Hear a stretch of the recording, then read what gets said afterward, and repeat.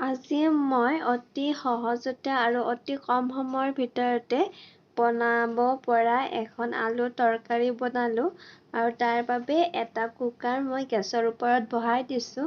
কুকাৰটো যেতিয়া গৰম হ'ল তাত মই কিছু মিঠাতেল দিছোঁ আৰু এতিয়া তেলখিনি কিছু সময় গৰম হ'বলৈ ৰৈ দিছোঁ।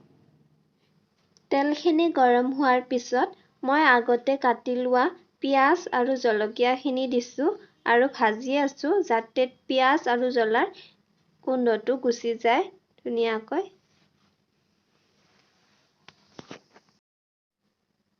পিঁয়াজ জ্বলাখিনি ভাজি লোৱা হোৱাৰ পিছত মই ইয়াতে সোৱাদ অনুসৰি নিমখ দিলোঁ আৰু অকণমান হালধিও দিছোঁ, দি পুনৰ লৰাই আছোঁ। অকণমান সময় লৰোৱাৰ পিছত মই ইয়াতে আগতে খুন্দি লোৱা জিৰা আৰু জালুকৰ গুড়ি আৰু অকণমান আদা দিছোঁ, দি পুনৰ ভাজি আছোঁ। 2 মিনিটমান ভজা হোৱাৰ পিছত মই আগতে কাটি থোৱা আলুখিনিও দি দিম ইয়াতে আৰু 5 মিনিটমান আলুখিনি ভাজি ল'ম।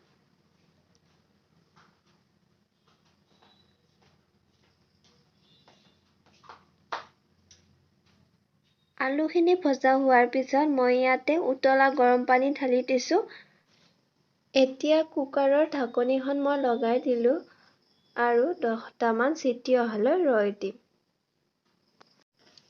কুকাৰৰ ভাপখিনি যোৱাৰ পিছত মই আকৌ কুকাৰটো গেছৰ ওপৰত বহাই দিছোঁ আৰু আলুখিনি হেতাখনেৰে অকণমানকৈ ভাঙি দিছোঁ, তেতিয়া খাবলৈ বৰ বেছি সোৱাদ লাগে সেইবাবে। এয়া আমাৰ তৰকাৰীখন ৰেডি হৈ গ'ল খাবলৈ।